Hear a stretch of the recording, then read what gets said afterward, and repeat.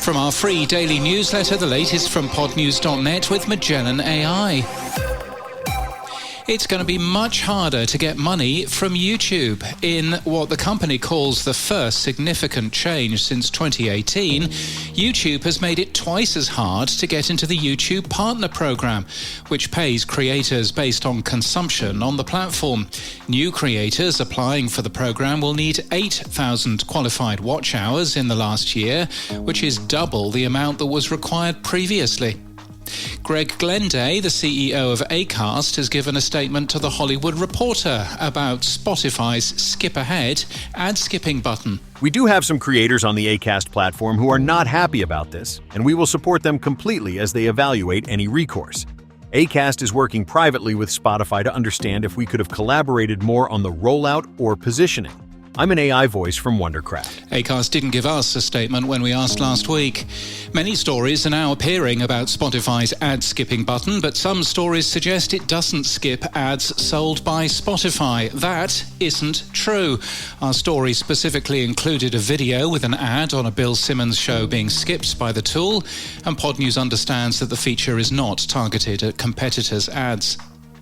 Podcast ad revenue is up 23% year-on-year, says Magellan AI's Q2 26 podcast advertising quarterly benchmark report.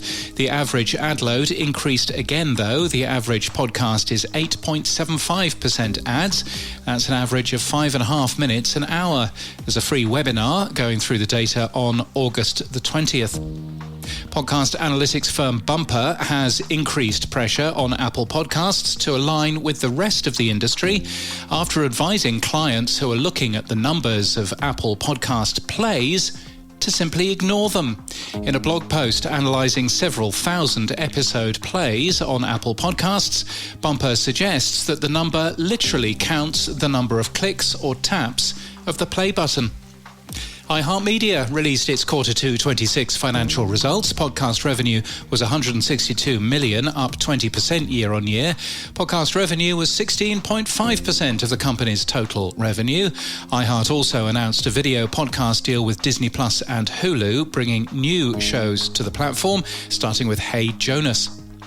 It's impossible to advertise to users of ad-free video services unless you use podcasting. Cumulus Media and Signal Hill released data showing that ad-free video streamers over-index on podcast listening. Good news for advertisers who want to get in front of this hard-to-reach audience. Gamut is to enhance WTOP's top news podcast with video and up to 14 episodes a day. The radio station in Washington, D.C. is hiring 2 full-time podcast host producers. A new AI voice platform, Bionic VO, has launched.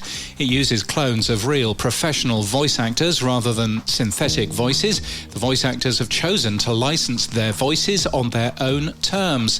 Founder Dan Price said AI voices aren't bad because the technology is bad. They're bad because no one is directing the performance. And in podcast news, Crimes of Reddit is brand new today from Crime House and Pave Studios. Oh God, Now What is a new podcast from PRX that offers spiritual wisdom on the news. And branded podcasts can do more than market a business. In a new episode of Happy to Help, the team at Buzzsprout talks about how podcasting can answer customer questions, deliver proactive support, build trust, and turn customers into loyal superfans. And this podcast is sponsored by Magellan AI. What shifted in podcast ad spend last quarter? Magellan AI's Q2 benchmark report breaks it down.